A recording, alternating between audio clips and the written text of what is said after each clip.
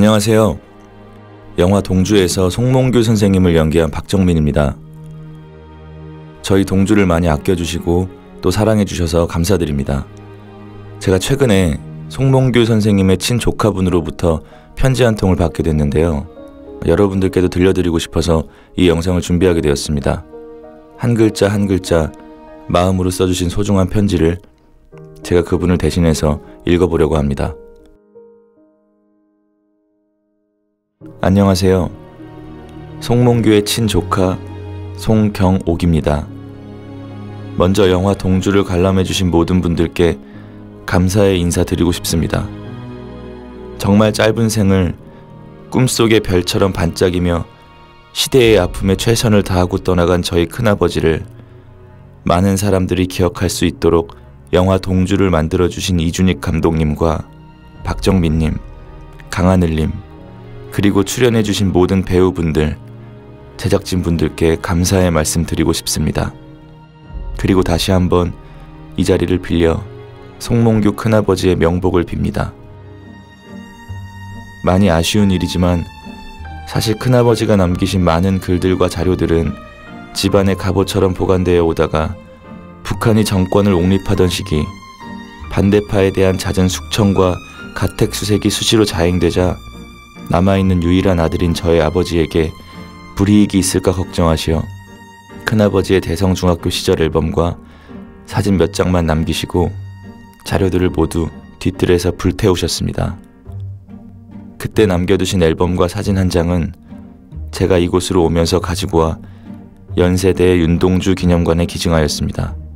할아버지가 북한으로 이주하신 것은 함경북도 웅기군이 본적지셨고 큰아버지가 돌아가신 1945년 그해 일제가 던지고 간 소위탄에 막내 아들마저 사망하는 비극적인 일이 있었습니다.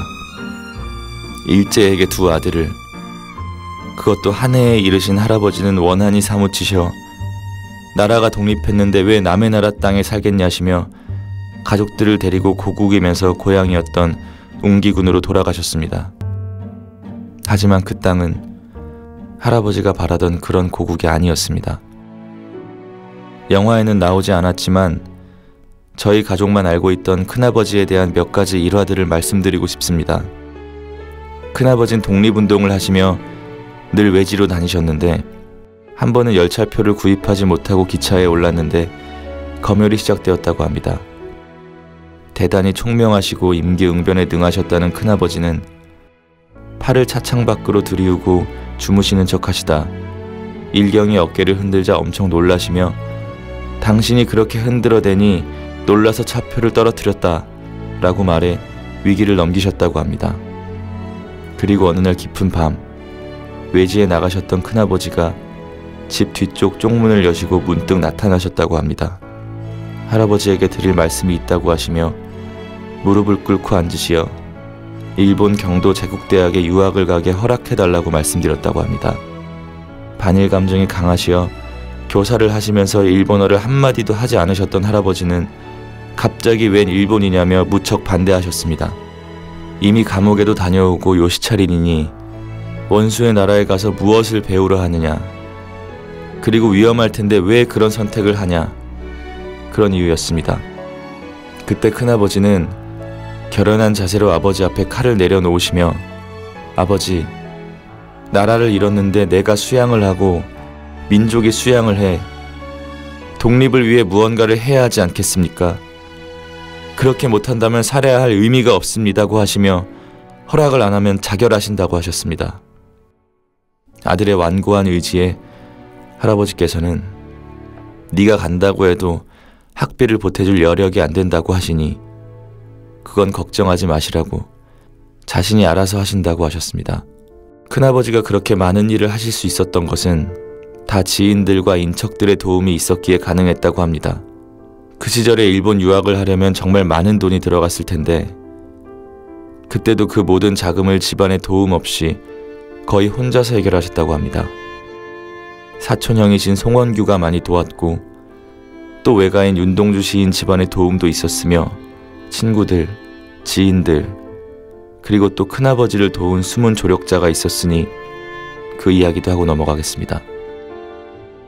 큰아버지가 떠나시고 해방이 된 후 얼마 지나 아주 세련된 젊은 여인이 67살 된 사내 아이를 데리고 할아버지를 찾아와 송몽규를 찾았다고 합니다. 사연을 이야기하며 이미 돌아가셨다고 이야기했더니 묘소를 찾아가 슬프게 울다 돌아갔다고 합니다.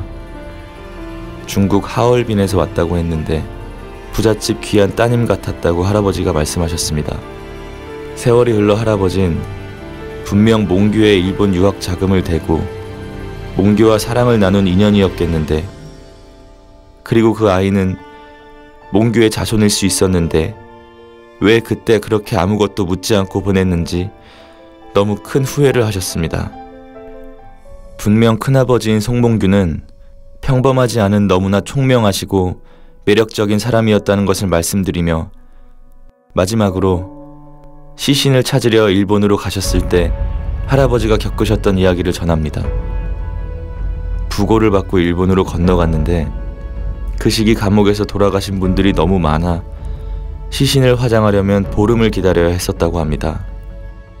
그런데 큰아버지를 감옥에서 많이 보아왔던 한 일본 여 간수가 찾아와서 슬피 울며 어떻게 그런 사람이 죽을 수 있냐고, 그렇게 훌륭한 사람이 죽었다는 게 믿기지 않는다며 일본인으로서 죄송하다는 말을 몇 번이나 되뇌었다고 합니다.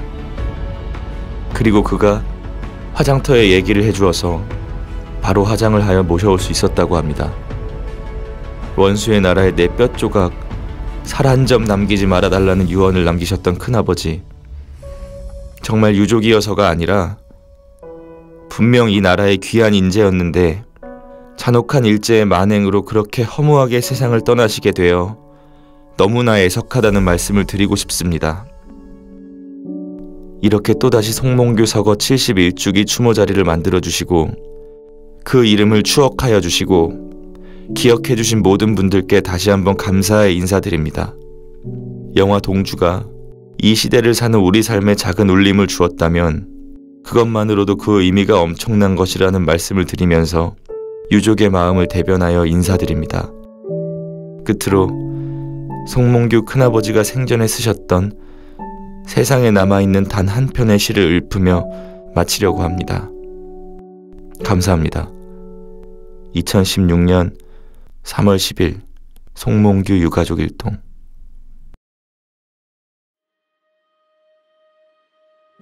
하늘과 더불어.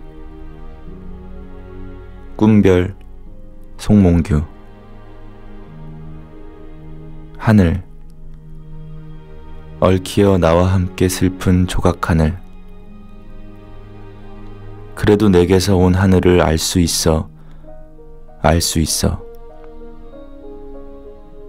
푸름이 깃들고 태양이 지나고 구름이 흐르고 달이 엿보고 별이 미소하여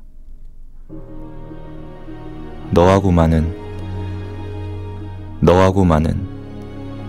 아득히 사라진 얘기를 되풀고 싶다. 오 하늘아, 모든 것이 흘러갔단다. 꿈보다도 허전히 흘러갔단다. 괴로운 사념들만 뿌려주고 미련도 없이 고요히